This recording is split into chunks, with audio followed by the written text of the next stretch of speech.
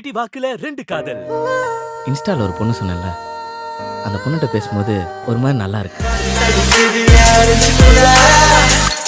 எனக்கு இது பிடிச்சிருக்கு. ஓ, அப்போ மியூசிக்கல்லவா? இந்த வேலண்டைன்ஸ் டேக்கு bsvalue வரப்போகுது 2 லவ் சீரியஸ், காதல் கோட்டை மற்றும் கண்மணி அன்போடு காதலன். பிப்ரவரி 14 முதல் உடனே bsvalue ஆப்பை பிளே ஸ்டோர் இல்லனா ஆப் ஸ்டோர்ல டவுன்லோட் பண்ணுங்க. வீடியோக்குள்ள எட்டி பார்க்க வந்த எல்லாருக்கும் டோராவோட அன்பு வணக்கம். இது டைனி கிச்சன். இங்க பாத்திரம் சிறுசு, மனசு ரொம்ப பெருசு.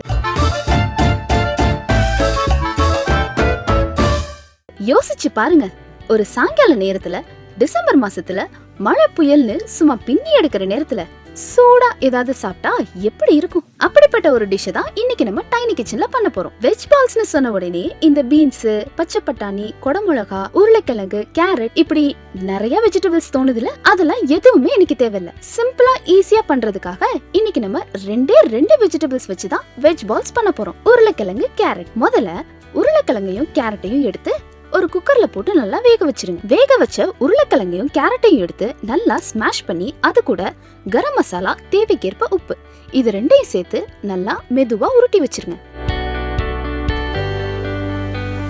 உருட்டி வச்சத அப்படியே பொரிச்சா நல்லாவா இருக்கும்? கொஞ்சம் நல்லா மொறுமொறுன்னு இருந்தா எப்படி இருக்கும்? அதுக்கு என்ன பண்றது? ஒரு முட்டை எடுத்து உடைச்சு வைங்க. நீங்க குட்டி குட்டியா உருட்டி வச்சிருக்க அந்த பால்ஸ் எடுத்து அந்த முட்டையில நல்லா டிப் பண்ணிருங்க.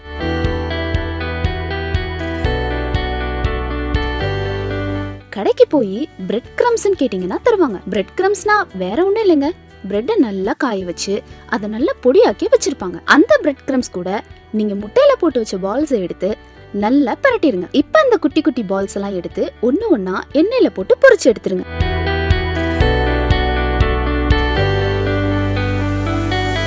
அந்த வெஜ் பால்ஸ் நல்லா பொன்னிறமா வர வரைக்கும் நல்லா வறுத்துடுங்க.